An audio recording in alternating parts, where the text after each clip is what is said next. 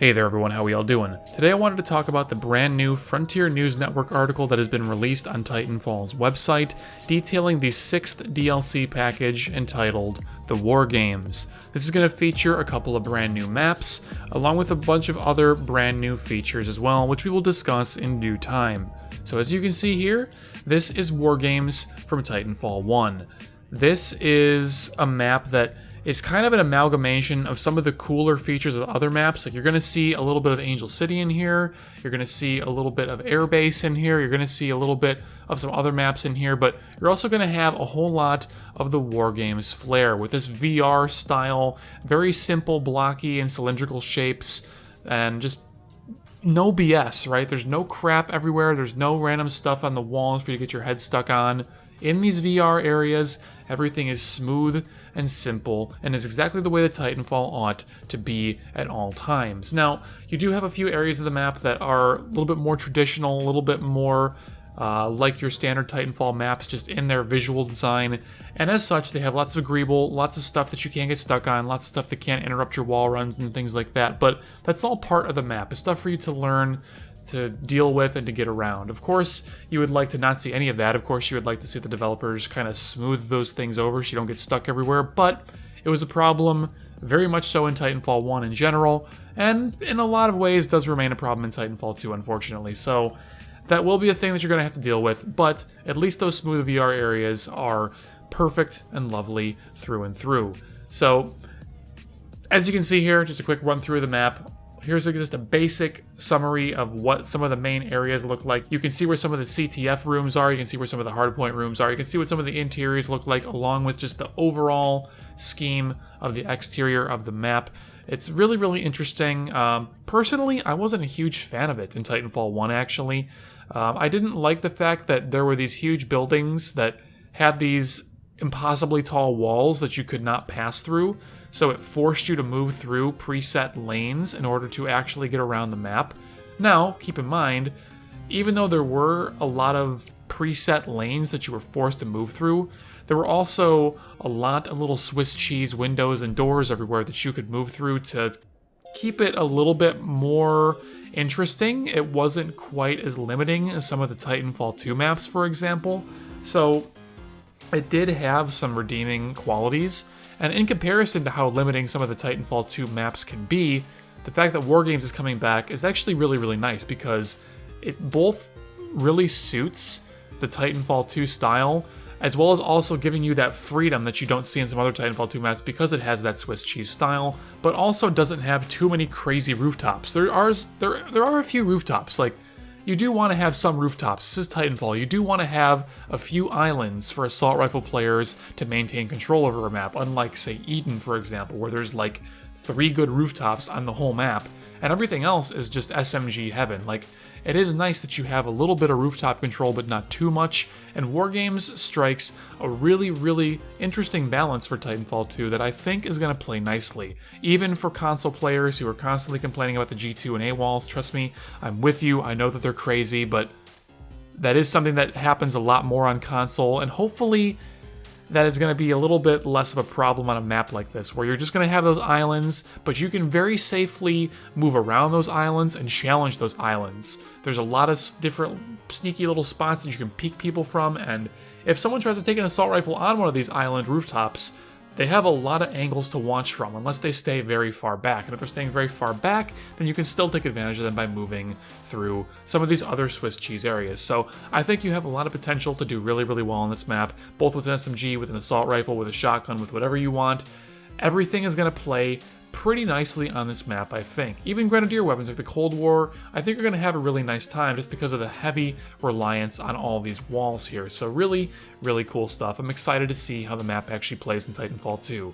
Again, didn't like it so much in Titanfall 1, but I think it's going to play way better this time around. Next up, we have a brand new live fire map called Traffic. Now, this one, unfortunately, there is no similarity to it in the other map. I can't just run in and show you around, but This is going to have a huge bridge in the middle with an otherwise kind of bumpy, craggy looking ground.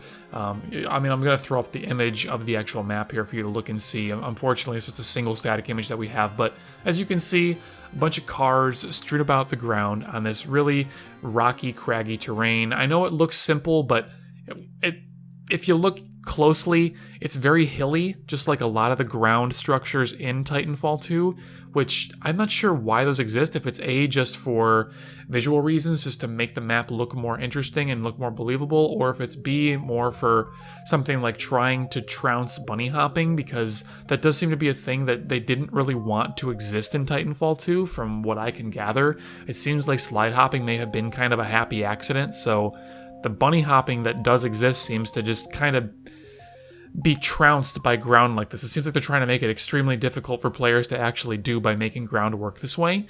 So I don't know if that's actually their intention, but either way, it does kind of end up that way. I mean, fortunately for us, slide hopping is extremely easy and forgiving by comparison to Titanfall 1's bunny hopping, so that's not really a concern. You can still slide hop everywhere and be very imperfect and still retain a high amount of your speed moving around a map like this. But really, the interesting thing is that you can see there is a hole underneath the bridge here, so that's going to lead to, I'm assuming, just a singular hallway running through. I doubt that there's going to be like any cross lanes, because you can see here, between those two big letter B's, that there is just not any kind of door coming to cross that section. So there's just a single hallway underneath here, and that is going to be a really, really awkward place to hold and to play from.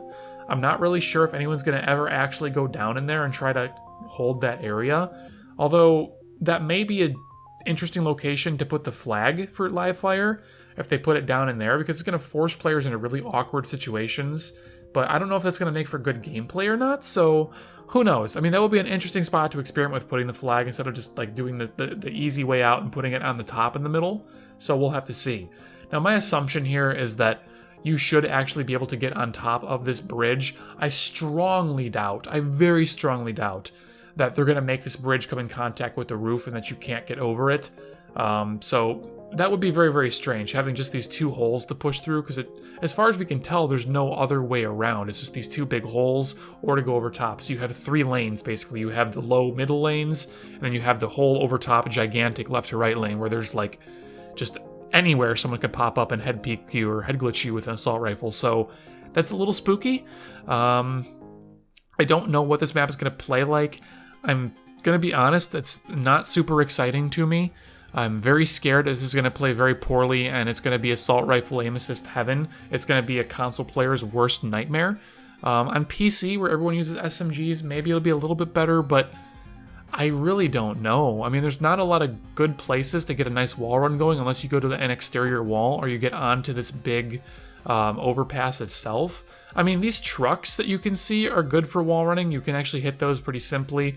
There's a truck very much so like these on Homestead by that one base with the big pit next to it, so you can run by the pit and run on that big truck, and that works just fine.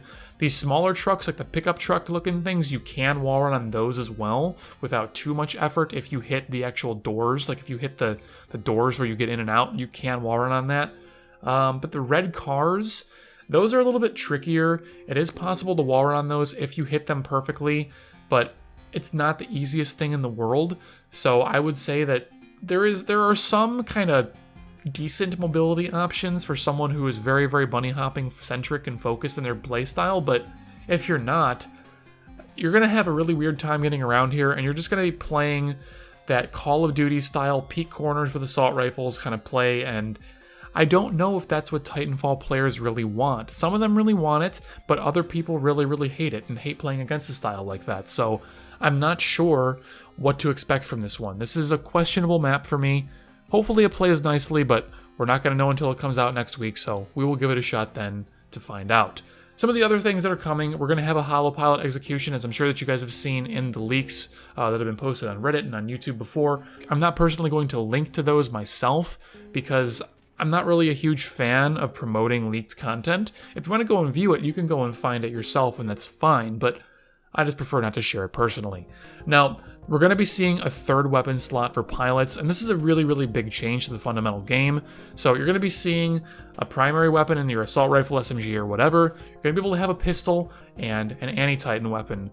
Now, you cannot double up on pistols or double up on anti-Titan weapons. Trust me, I've already asked, and no, you can't. You have to have one of each. But what you can do is you can select whether you want which each of those weapons to go in whatever slot. Well, your primary has to go in slot 1, but there's a slot 2 and 3.